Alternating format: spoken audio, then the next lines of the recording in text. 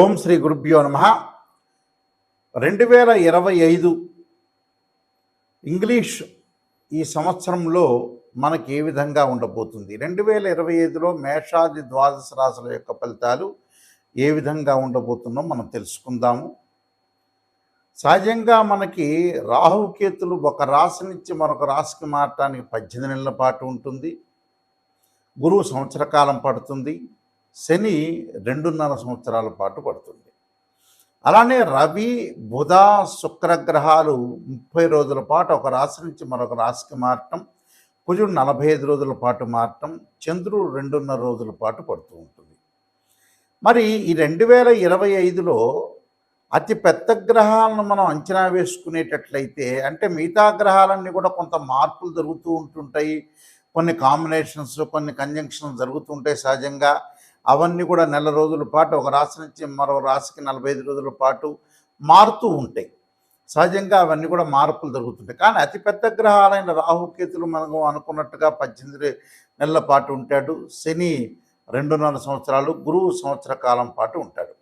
మార్చి 29వ తారీఖు 2025 రాత్రి 9:44 పూర్వభద్ర నక్షత్రం 4వ పాదంలో మీనరాశిలోకి శని యొక్క సంచారం జరుగుతుంది.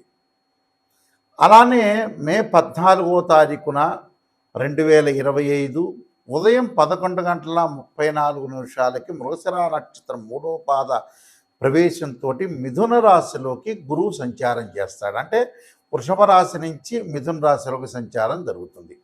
మే 20వ తారీఖు 2025 ఉదయం 6:45 పూర్వభాద్ర నక్షత్రం 3వ పాద కుంభరాశిలోకి ప్రవేశంతో రాహు కుంభరాశిలోకి మీనరాశి నుంచి కుంభరాశిలోకి ప్రవేశం జరుగుతుంది. అలానే మే 20వ తారీఖున ఉదయం 6:45 కేతు ఉత్తరా నక్షత్రం 1వ పాద సింహరాశిలోకి ప్రవేశం జరుగుతుంది. అంటే కన్య నుంచి సింహరాశిలోకి కేతు యొక్క ప్రవేశము, మీనం నుంచి కుంభరాశిలోకి రాహు యొక్క ప్రవేశము, వృషభం నుంచి మిథునంలోకి గురువు యొక్క ప్రవేశము, దానితో పాటు శని భగవానుడు కుంభం నుంచి మీనరాశిలోకి సంచారం చేస్తారు. అంటే అతిపెద్ద గ్రహాలు ఈ 4 గ్రహాలను బట్టి మనకి 2025లో ఏ విధంగా మేషాది ద్వాదశ రాశుల యొక్క ఫలితాలు ఏ విధంగా ఉన్నాయో ఒక్కసారి మనం తెలుసుకుందాం. ఈ సంవత్సరం 2025లో తులారాశి వాళ్ళకి ఏ విధంగా ఉండబోతుందో మనం చూసుకునేటట్లయితే, తులారాశి వాళ్ళకి శని యొక్క బలం అనేది బాగా పెరగటం ఒకటి. షష్టమ స్థానంలో శని యొక్క సంచారం వల్ల శని మనకి సహజంగా మార్చి 29వ తారీఖున మీనరాశిలో సంచారం చేయటం వల్ల తులారాశి వాళ్ళకి 6వ స్థానంలో శని యొక్క సంచారం. శని బాగున్నాడు. అలానే 6వ స్థానంలో శని తర్వాత 9వ స్థానంలో భాగ్యస్థానంలో గురువు యొక్క సంచారం. అది ఇప్పుడు మే 14వ తారీఖున. అంటే గురువు బాగున్నాడు.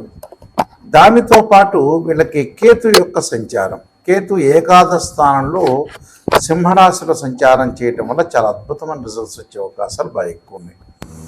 ఏదైతే మే 14వ తారీఖున గురువు సంచారం మారటం ఒకటి, అలానే వీళ్ళకి శని బాగుండటం, కేతు, అంటే 3 గ్రహాలు చాలా అతిపెద్ద గ్రహాలు అనేవి 3 గ్రహాలు చాలా బాగున్నాయి. దానివల్ల అనుకూలంగా ఉండే పనులన్నీ జరగటం ఒకటి. వీళ్ళకి 85% చాలా బాగుంటుందని చెప్పుకోవచ్చు.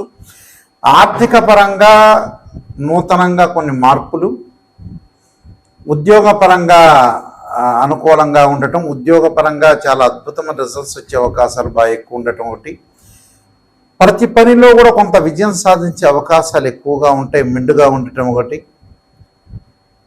నూతన ఉద్యోగాల్లో చేరటం, విదేశాలకు వెళ్ళటం, విదేశాల్లో స్థిరపడే అవకాశాలు బాగా ఎక్కువగా ఉండటం, విదేశాల్లో పెట్టుబడులు పెట్టి వ్యాపార పరంగా ముందుకు వెళ్ళే అవకాశాలు ఎక్కువగా ఉన్నాయి. అలానే విద్యార్థులకు కూడా చదువు పట్ల బాగా ఆసక్తి చూపించడం, పోటీ పరీక్షల్లో విజయం సాధించటం, దాంతోపాటు ప్రతి పనిలో కూడా తలపెట్టిన ప్రతి పని కూడా వాళ్ళు విజయం సాధించడం ఉంటుంది. అంటే ప్రతి కార్యక్రమం నందు అవలీలగా జయం సాధించడం ఒకటి. వృత్తి, ఉద్యోగ, వ్యాపార రంగాల్లో చికాకులు లేకుండా శత్రువులు కొంత మిత్రులుగా మారటం ఒకటి. అలానే బంధుమిత్రులు ఎందు కూడా చాలా అద్భుతమైన రిజల్ట్స్ రావటం ఒకటి. తీర్థయాత్రలు పుణ్యక్షేత్రాలకు వెళ్ళే అవకాశాలు ఎక్కువ ఉంటాం. నూతనంగా ఏదో రకంగా సాధించాలి, వ్యాపారం చేయాలి, నూతనంగా వ్యాపార పరంగా ఉద్యోగపరంగా అనుకూలంగా ఉండాలి, ఇన్కమ్ అనేది నేను గ్రోత్ సాధించాలి. ఒక వృత్తిపరంగానే కాకుండా రకరకాల ఆలోచనలతోటి ముందుకు వెళ్తూ ఉంటారు. రకరకాల ఆలోచనలతో ముందుకు వెళ్ళటం అంటే రకరకాలుగా నేను ఇది చేయాలి, ఇది సాధించాలి, నేను విజయం సాధిస్తే బాగుంటుందని కొన్ని వార్తల ద్వారా కానీ కొన్ని విషయాల ద్వారా కానీ ముందుకు వెళ్ళటం జరుగుతుంది. వాహనాలు కొనుగోలు చేస్తారు, ఇళ్ళు కొనుగోలు చేస్తారు, ఒక ఇంటి పైన ఇల్లు గృహ నిర్మాణం చేయటం ఒకటి. దాని తర్వాత ప్రతి విషయంలో కూడా విజయం సాధించే అవకాశాలు ఎక్కువగా ఉంటాయి. అంటే శని గురువు కేతు వల్ల చాలా మంచి ఫలితాలు జరుగుతాయి. మంచి ఫలితాలే కాకుండా ఆధ్యాత్మిక జ్ఞానము, పుణ్యక్షేత్రాల సందర్శన, తీర్థయాత్రలు, అలా ఆర్థిక పరంగా ఆదాయం బాగా పెంచుకుంటారు. అలాంటి డబ్బును పొదుపు చేస్తారు, డబ్బును ఖర్చు తక్కువ చేస్తారు, గౌరవ సన్మానాలు బాగా పెరగటం ఒకటి, విదేశాలకు వెళ్ళటం ఒకటి, వివాహం కాని స్త్రీ పురుషులందరూ కూడా వివాహం కావటం, ఇన్ఫర్టిలిటీ ఇష్యూస్ అంటారు, సంతానం కలగలేకపోవటం, సంతానం కలిగే సూచనలు కూడా ఈ సంవత్సరం కలిగే అవకాశాలు ఉంటాయి. కోర్టు సమస్యలు, పెండింగ్ పనులన్నీ కూడా పూర్తి అవకాశాలు, గతంలో మనం చేయాల్సిన పనులన్నీ కూడా పెండింగ్లో ఉన్న విషయాలన్నీ కూడా ఈ సంవత్సరం పూర్తి అవకాశాలు ఎక్కువగా ఉంటాయి. కాబట్టి వీళ్ళకి అన్నీ కూడా అనుకూలంగా వాళ్ళు ముందుకు వెళ్ళటం ఒకటి, భార్యా బిడ్డల మూలకంగా కూడా సుఖ సౌఖ్యాల్లో బాగా పెరగటం ఒకటి, అనుకూలమైన ప్రయాణాలు, శత్రు జయాలు, వ్యవహార జయము, సంఘంలో గౌరవ మర్యాదలు పొందే అవకాశాలు, మిష్టాన్న భోజనము, అలాగే శుభవార్తలు వినే అవకాశాలు, ప్రియమైన మాటలు, నూతన వ్యక్తులతోటి పరిచయాలు కూడా బాగా పెరుగుతాయి. అంటే ఆర్థిక పరంగా గతంలో సాధించలేనిదంతా కూడా 2025లో సాధించే అవకాశాలు బాగా ఎక్కువ ఉంటాయి. కాబట్టి వీళ్ళకి 85% బాగుంటుందని చెప్పుకోవచ్చు. తప్పకుండా మీకు ఇంకా మంచి రిజల్ట్స్ రావాలంటే నేను చెప్పినట్టుగా పరిహారాలు చేసుకోండి, మంచిగా జరిగే అవకాశాలు ఖచ్చితంగా ఉంటాయి. ఈ రాసుల వాళ్ళందరూ కూడా చక్కగా కొన్ని అనుసరించాల్సిన నియమాలన్నీ ఉన్నాయి. ఈ సంవత్సరం అంతా కూడా 2025లో ఈ రాసుల వాళ్ళందరూ కూడా అనుసరించాల్సిన విధానం ఏమిటి, విధి విధానాలని అనుసరిస్తే మన జీవితం అనేది ఎలాంటి మలుపు తిరగబోతుంది అంటే, వృత్తి, ఉద్యోగ, వ్యాపారం కానీ, వివాహం కానీ, అలానే ఆరోగ్యపరంగా కానీ, ఆర్థిక సమస్యలు కానీ, కోర్టు సమస్యలు కానీ, ఇలాంటివన్నీ కూడా ఇబ్బందులు కలగకుండా ఉండటానికి నేను కొన్ని ప్రత్యేకంగా రెమెడీస్ చెబుతాను. ఆ రెమెడీస్ అనేవి మీరు పాటించండి, మీకు మంచి జరిగే అవకాశం ఖచ్చితంగా ఉంటుంది. 2025లో గణపతి యొక్క ప్రార్థన చేయండి. గణపతి యొక్క ప్రార్థనలా చేయాలి అని అంటే మనకి 2025 సంవత్సరంలో సహజంగా సంకష్టహర చతుర్థి వ్రతాన్ని పాటించండి. సంకష్టహర చతుర్థి వ్రతాన్ని ప్రతి నెలలో చేసుకోవటం కానీ, లేకపోతే నెలకి ఒక నెలలో చేస్తే నెక్స్ట్ మంత్ ఆపేసుకుని ఆపై మంత్లో కానీ సంకష్టహర చతుర్థి గణపతి యొక్క ప్రార్థన, గణపతిని గకార అష్టోత్తరంతో ప్రార్థన చేయటం చేయండి. అంటే వక్రతుండ మహాకాయ కోటి సూర్య సమప్రభ నిర్విఘ్నం కురుమే దేవా సర్వకార్యేశ్వరుదా అనే మంత్రాన్ని చక్కగా చదువుకోండి.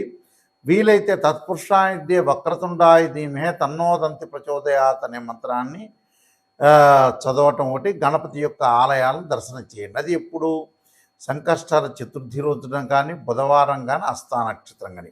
అంటే మన జీవితంలో ఉండే విఘ్నాలన్నీ కూడా తొలగిపోతుంటాయి.